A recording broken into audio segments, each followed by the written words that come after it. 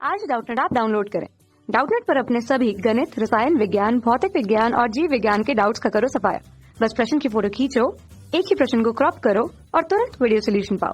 अभी डाउनलोड करें। Hello friends, प्रश्न है पुनः संयोजक डीएनए प्रौद्योगिकी यानी कि रिकॉम्बिनेंट डीएनए टेक्नोलॉजी में प्रतिबंध एंजाइमों द्वारा डीएनए को काटने के बाद उत्पन्न डीएनए के टुकड़ों को जेल विद्युत कण संचलन द्वारा उनके आकार या लंबाई के अनुसार अलग किया जाता है। जेल विद्युत कण संचलन में एक जेल मैट्रिक्स में किया जाता है ताकि समान विद्युत आवेशों के अणुओं का आकार के आधार पर अलग किया जा सके। जेल विद्युत कण संचलन में सबसे अधिक इस्तेमाल किया जाने वाला मैट्रिक्स एगेरोस है।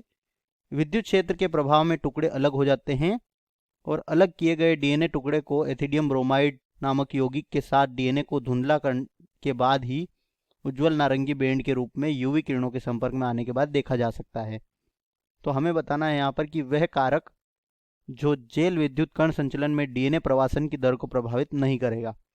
हमें प्रश्न में क्या दिया गया है कि जब हम क्या करते हैं डीएनए को रेस्ट्रिक्शन एंजाइम की सहायता से काटते हैं तो उसके हमें टुकड़े प्राप्त होते हैं जिन्हें हम विद्युत कण जेल इलेक्ट्रोफोरेसिस की सहायता से उनके आकार और लंबाई के आधार पर क्या करते हैं, अलग करते हैं। और जेल विद्युत जो कण संचलन होता है यानी जेल इलेक्ट्रोफोरेसिस एक जेल मैट्रिक्स में किया जाता है जिसमें समान आवेश के अणुओं को आकार के आधार पर अलग करते हैं। ठीक है।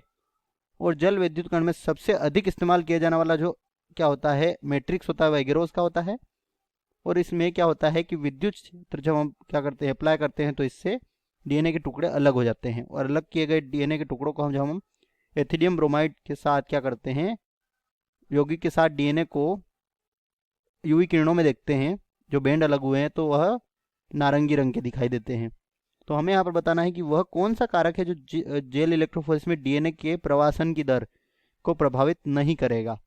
तो पहला है डीएनए अणु का आकार। तो दोस्तों जो डीएनए अणु हम जानते हैं कि जिस डीएनए अणु का आकार ज़्यादा होगा, ठीक है, उसमें प्रवासन की दर, ठीक है, प्रवासन की दर जो है वह क्या होगी, धीमी होगी। वह क्या है, धीरे से सेपरेट होगा यानी कि धीरे भागेगा। और दूसरा है यहाँ पर डीएनए की कंसंट्रेशन। तो दोस्तों डीएनए की जो सांद्रता होती है वह डीएनए प्रवासन की दर को प्रभावित नहीं करती है। ठीक है। डीएनए की सांद्रता डीएनए के प्रवासन की दर को प्रभावित नहीं करती। ठीक है। क्योंकि वह किसके आधार पर प्रवासित होता है, वह होता है चार्ज के आधार पर, क्योंकि और उसमें जो आकार होता है उसके आधार पर। इसके बाद जेल की कंसंट्रेशन।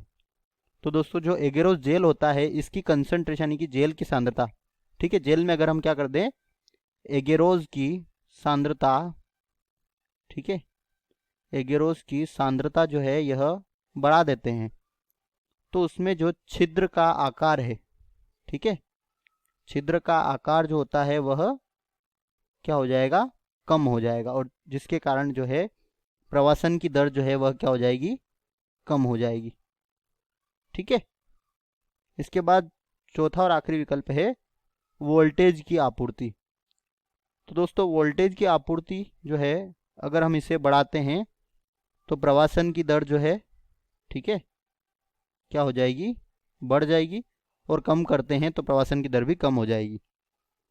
तो यहाँ पर हमारा उत्तर हो जाएगा कि डीएनए की जो कंसंट्रेशन यानी कि सांद्रता होती है यह जेल विद्युत कण संचलन में डीएनए प्रवासन की दर को प्रभावित नहीं करती है। धन्यवाद। कक्षा 6 से 12वीं से लेकर नीट, आईआईटी, जेईई वो एडवांस के लेवल तक 1 करोड़ से ज्यादा छात्रों का भरोसा। आज ही डाउनलोड करें डाउटनेट ऐप या व्हाट्सएप करें अपने सारे डाउट्स 8400 400 400 पर।